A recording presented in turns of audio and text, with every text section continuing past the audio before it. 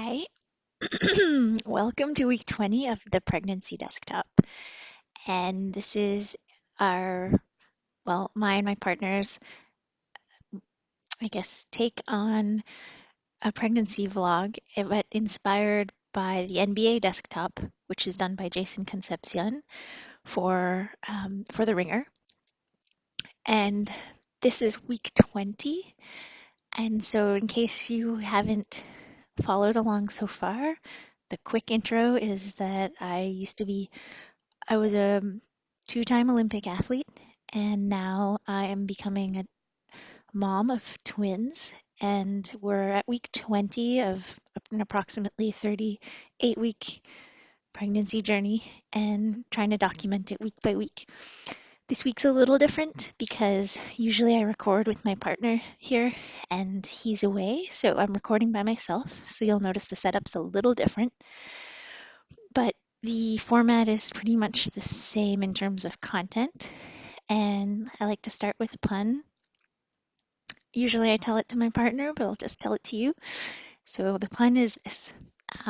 So far, the pregnancy could be summed up in the following way. We have been telling people now, and when we tell them, they go bananas. We've been doing a lot of research because we're not into split decisions. And also, I'd say that at this point, I'm just starting to get a feel for it. Okay, so sorry, my apologies.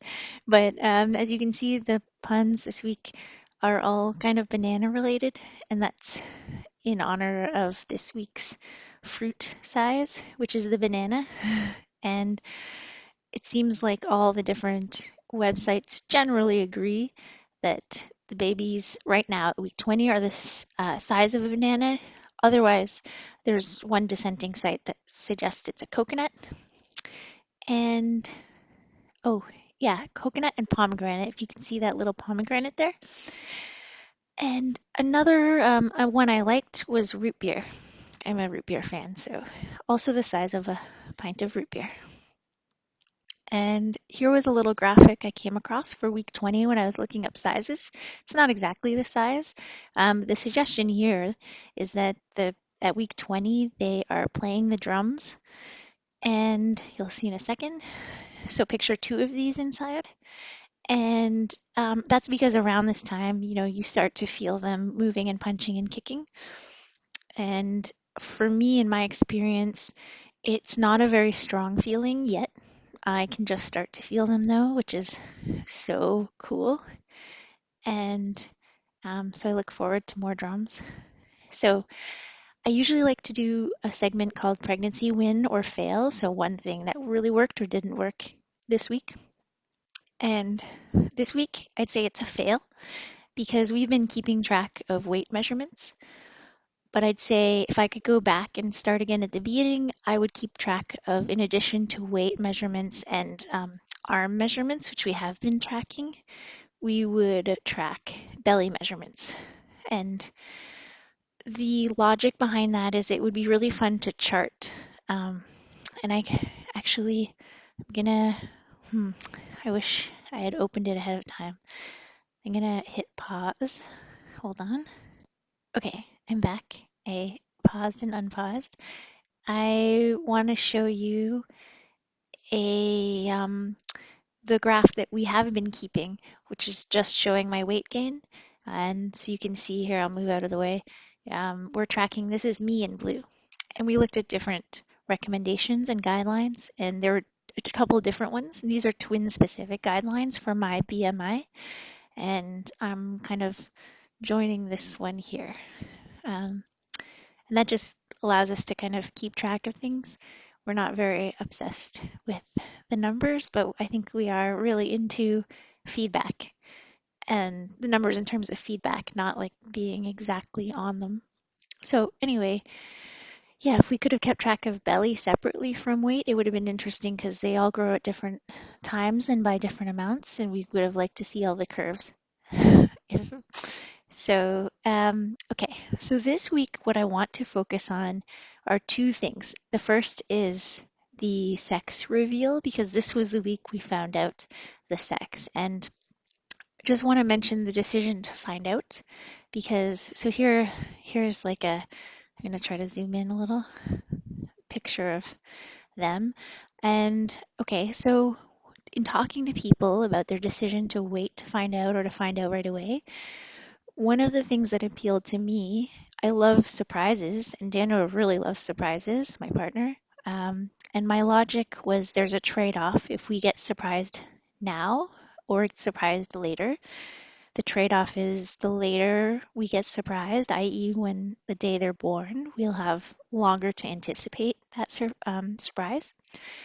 And the trade-off, though, would be if we found out now, I could sort of savor the news when I'm not kind of in the thick of things, laying on the delivery table.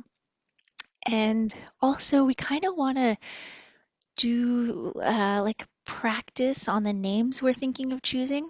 So this way we have some time to kind of trial run some of their names. And so, for example, this week we're trying out two names. So it's a boy and a girl. Spoiler alert. So we're trying out, two of the names we picked for them. And then next week we'll try two other names and just get a sense of going through which names, maybe there's things that we hadn't thought of that we'll notice by calling them those things and trying it out. So we can try it out ahead of time. Okay, so I gave you the end result, but here's how the sex reveal went down. I was walking the dog. So this is a picture I had taken just before. It was snowing a little, as it does in Toronto in the late March. And I got a call from the geneticist, and so she gave me the news, but I was out, so Daniel didn't know, and he still wanted to be a little bit more surprised and kind of draw out the surprise. So I have a video that I'll play for you, which is me telling him essentially, but you'll see he thought he could draw out the news because he was so sure that he would have to guess whether it was two boys or two girls, which one of those it was. He was pretty sure it wasn't one boy, one girl. So I'll show you the video of how he found out later when I saw him. We were talking. All right, so I'm going to add to the information regarding the twins' genders and stuff. Sex, whatever. So I'm going to make a speculation, and you can confirm or confirm if it's correct or not. Okay. You want me to confirm or deny? Yeah. So my speculation is that they are both the same sex or gender. Which is it? Sex or gender? Sex. Both the same sex. Wrong. Oh. So now you know. Oh, I'm surprised. Yeah, so that was really fun. And so a little bit of background. We already knew they were fraternal. And just recently we just found out. And so he knew that much. So then we were just trying to narrow down the sex. And the video you saw was us walking out after we had done the anatomy scan or anomaly scan. And so what that is at around week 20, you go, oh, wait, I already opened it. Sorry. You go and you do a longer scan. So this is me laying down. And so there's an ultrasound technician right now doing her thing on my belly with lots of, they rub lots of goo gel on you, and she's scanning on the outside of the belly, and I'm just like riveted by the screen, and Daniel's trying to very discreetly take photos. So here's a couple of those. So there's a bit of a closer up on the screen, another one closer up on the screen, and I'm just kind of like staring at it the whole time. Sometimes I'm moving from one side or the other because they're trying in this scan to spend time looking at each structure. And a structure is like a part of the brain or the diaphragm or the chambers of the heart. So they're looking in great detail. So when we were seeing this, I had already gotten the news of the sex, so I was trying to guess whether A or B was the boy or the girl, and Daniel didn't know the sex yet, so he was trying to guess what they were. Anyway, we took a video as well to show you. So this is the next part. They don't just look at the babies, they also, or the fetuses, they also look at your cervix. And so they do a second part where they put a probe inside you, so it's like a transvaginal thing, and then you can actually see inside you, which is really neat. So I'm staring at my insides while she does that. Anyway, that's what that is like. And then this is us walking out of the experience. So I'll just play you a few seconds of this clip.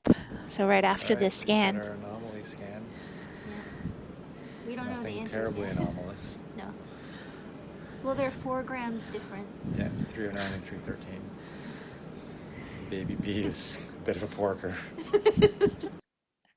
Okay. So yeah, anyway, that captures part of our reaction. So those were the two big pieces from this week. And just going back to our sheet, the good news is later we found out that the SCH, the subchorionic hematoma, has shrunken down to nothing. They wasn't visible in the scan, so we're saying goodbye. We hope now for the rest of the pregnancy to SCH. Bye, SCH. Um, and the other bit of news, oh, sorry, the other point I wanted to make is that, we were discreetly trying to take pictures, and you're not supposed to. We are also like really, really interested to see them on the screen and to have any kind of information we could about their heart rate, about everything. They had very different heart rates from each other, and we wish that hospitals were just better at sharing data about them. And it's not technologically complicated. They have the means to take these files immediately and transfer them to their computers in another room for analysis.